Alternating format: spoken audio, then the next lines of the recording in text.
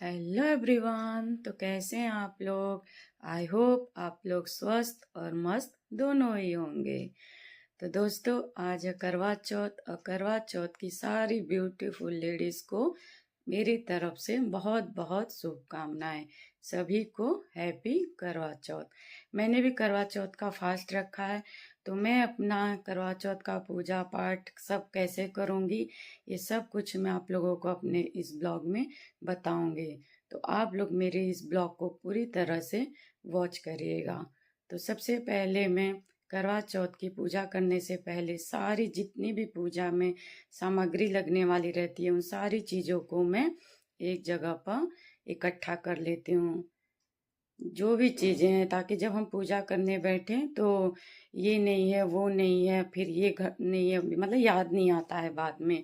फिर बहुत मुश्किल पड़ जाता है जब पूजा करने बैठते हैं तो उनको बोलो ये लाओ वो लाओ।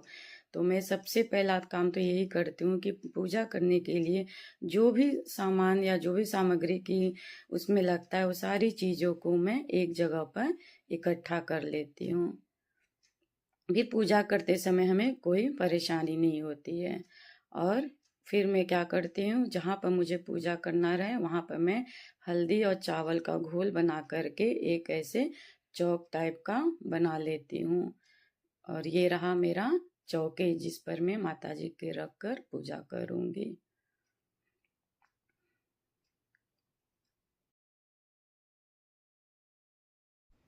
और पूजा की तैयारियां हो जाने के बाद फिर मैं जाती हूँ अपना साड़ी वगैरह पहन करके, अच्छी तरह से मैं भी पूजा के लिए रेडी हो जाती हूँ। और रेडी होने के बाद ये देखिए, मैं अपनी मेहंदी को भी दिखाऊंगी। मेरी मेहंदी का भी कलर बहुत ही प्यारा बहुत ही सुंदर आया है। मुझे तो देख देख कर ही बहुत खुशी होती है। और सच बोलूँ तो मुझे इस त्योहार का बहुत ही इंतज़ार रहता है, क्योंकि मुझे इस त्योहार को मनाने में बहुत ज़्यादा ही खुशी होती है।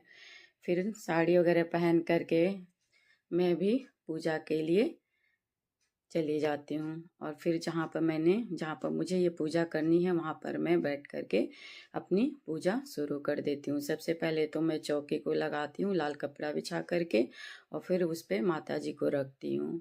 और फिर मैं करवा, चूँकि करवा हम अकेले रहते हैं तो हमें दो करवा लेना पड़ता है, एक गौर माता का और एक अपना खुद का। तो मैं दोनों करवा को ही अच्छी तरह से रक्षा सूत्र वगैरह 4 बार घुमा घुमा कर बांध लेती हूँ।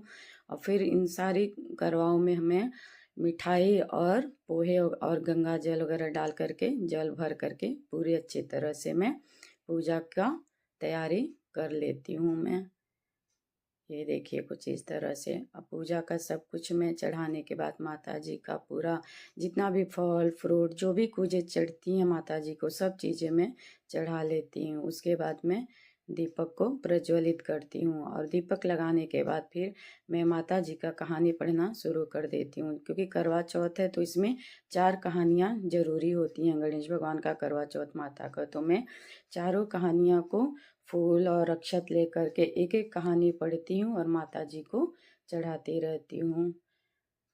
ये देखिए कुछ इस तरह से मेरी माता रानी लग भी रही हैं और मैं अपना कहानी भी पढ़ रही हूँ। और मेरी पूजा हो जाने के बाद देखिए मेरी माता रानी कितनी ही सुंदर लग रही हैं और कितनी प्यारी लग रही हैं। और ये मेरे करवा, और ये गौर माता का करवा है। मैं दो दो करवा रखती हूँ क्योंकि मैं अकेले पूजा करती हूँ इसीलिए। उसके बाद थोड़ी देर बाद मेरे पति भी ऑफिस से आ जाते हैं। वो भी नहा धोकर फ्रेश होकर के मेरे साथ पूजा में आके बैठ जाते हैं। फिर हम दोनों ही मिल करके माता रानी का आरती पूजा पाठ साथ में ही करते हैं।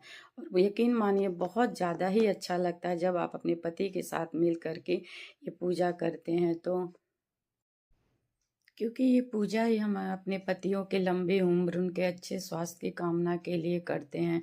माता रानी मेरे पति को भी लंबी उम्र दें, अच्छा स्वास्थ्य दें और उन्हें जीवन में खूब सारी तरक्की दें, यही माता रानी से प्रार्थना करते हुए हम लोग पूजा पाठ को संपन्न करते हैं। और फिर आरती वगैरह हो जाने के बाद में हम लोग माता रानी से यही प्रार्थना करते हैं कि माता रानी सभी पे ही अपनी कृपा दृष्टि सदैव ही बनाए रखें। और ये देखिए जब हमारी पूजा हो जाती है, चंद्रमा मामा निकलने में अभी टाइम रहता था, ये हम लोग सोचते हैं चलो तब तक 2-4 फोटो ही क्लिक करवा लिया जाए। तो हम लोग थोड़े से 2-4 फ़ोटो भी बीच में क्लिक करवा लेते हैं जब तक चंदा मामा नहीं निकलते हैं। फिर 2-4 फ़ोटो हम क्लिक करवा लेते हैं। उसके बाद फिर कोई बोलता है अरे चंद्रमा निकल गए। फिर हम लोग टेरेस पे निकल जाती हूँ मैं पूजा करने के लिए। और टेरेस पे जाने के बाद मैं सबसे पहले चंदा मामा का पूजा पाठ करती हूँ। उन्हें फूल चढ़ाती हूँ, उन्हें मेवे वगैरह जो भी फ्रूट वगैरह है सब उनको चढ़ाने के बाद धूप दीप करती हूँ।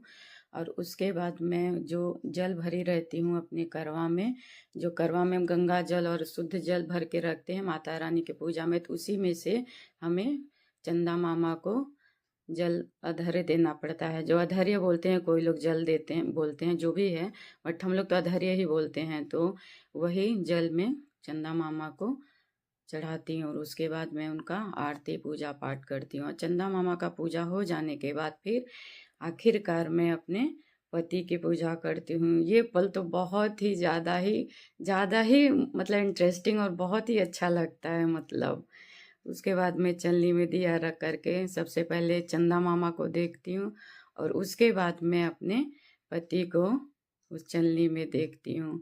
और ये पूजा करते हुए बहुत ही ज़्यादा कुछ मजाक भी होते हैं, कॉमेडी भी होती है, बट बहुत ज़्यादा ही अच्छा लगता है ये पूजा करते हुए। उसके बाद मैं चंदा मामा और अपने पति का देखने के बाद मैं अपने पति का आरती करती हूँ, उन्हें टीका वगैरह लगाती हूँ, पूजा करती हूँ। और उनकी लंबी उम्र के लिए मैं माता रानी से और चंदा मामा से सभी से यही प्रार्थना करती हूँ कि हे माता रानी, मैं जब तक भी जीऊँ, जब तक भी इस धरती पर रहूँ, मैं हमेशा अपने पति के साथ ऐसे ही हंसी खुशी से अपना जीवन उनके साथ बिताऊँ। यही माता रानी से प्रार्थना करती हूँ मैं। और उसके बाद जब मैं अपने पति जी का पूजा कर लेती हूँ तो फिर मैं उनसे पैर छूती हूँ और उनसे खूब सारा मैं आशीर्वाद लेती हूँ। और इस तरह से मैंने अपना करवा चौथ का पूजा संपन्न किया। तो दोस्तों, अगर आप लोगों को मेरी ये वीडियो अच्छी लगी तो प्लीज़ कमेंट करिएगा, लाइक करिएगा और सब्सक्राइब करिएगा। और साथ ही मेरे वीडियो में बने रहिएगा। मिलते हैं अगले वीडियो में, तब तक के लिए बाय बाय।